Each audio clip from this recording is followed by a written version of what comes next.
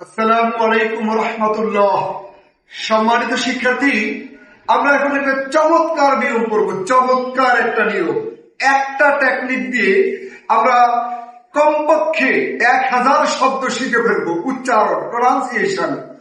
দেখুন, যদি কোনো শব্দের শেষে, ভালো করে বুঝি, যদি কোনো শব্দের শেষে, কোথায় বলুন তো, আমার সাথে বলুন, যদি কোনো শব্দের শেষে, at the end of the word, শব্দের শেষে এই ওয়াই থাকে, এই ওয়াই, যদি কোনো শব্দের শেষে এই ওয়াই থাকে, যেমন মেই, এখানে এই এবং ওয়াই আছে শব্দের শেষে, এরকম থাকলে সেই শব্দের শেষে উচ্চারণ হবে এই, এই, এই।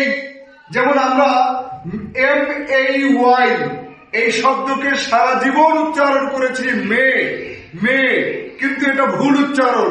মে হবে না, হবে মেই, মেই, মেই, মেই। কারণ কি? কারণ শব্দের শেষে যদি এই ওয়াই থাকে তাহলে উচ্চারণ করতে হবে এই, এ উচ্চারণ করা যাবে না, এই, মেই। এবং এই টেকনিকে কম করে যদি হয়, ইংলিশ ডিকশনারিতে ধরে নিলাম 5000 শব্দ আছে, 5000 শব্দের মধ্যে 5000 শব্দের শেষেই উচ্চারণ হবে এই। আপনার এটা তো ক্লিয়ার হয়ে গেল। 5000 না হোক, 1000 শব্দ তো ক্লিয়ার হয়ে যাবে ইনশাআল্লাহ। দেখুন, তাহলে এটার উচ্চারণ মেইন, RAY, রেই, FAY, ফেই, LAY, লেই, SAY, সেই। তাহলে হচ্ছে কি, আমার সাথে বলেন, মেই, রেই, ফেই, লেই, সেই। মেই, রেই, ফেই, লেই, সেই। মেই, রেই, ফেই, লেই, সেই। আবার দেখেন, মেই, রেই, ফেই, লেই, সেই। মেই, রেই, ফেই, লেই, সেই। মেই, রেই, ফেই, লেই, সেই।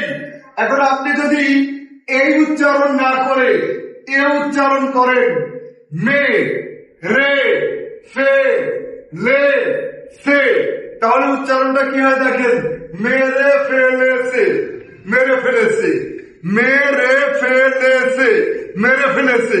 এখন ইংরেজিকে কি আপনি মেরে ফেলবেন নাকি ইংরেজি বাঁচিয়ে রাখবেন?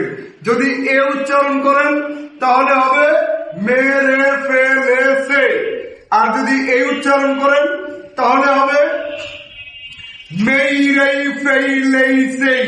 তাহলে প্রকৃত ইংরেজি উচ্চারণ হবে। যেমন ধরেন ডে, আমরা বলি ডে, ডে তো ভুল উচ্চারণ, DAY, ডেই, ডেই, ডেই। তাহলে DAY আমরা আর ডে বলবো না, ডেই। যেমন Saturday, Sunday, Monday, Tuesday, Wednesday, Thursday, Friday, daily day, Sunday, Monday, day, day. যেমন PRAY, এটা হবে প্রেই, প্রেই মানে প্রার্থনা করা। তারপর প্লেই, প্লেই মানে খেলা, স্টেই।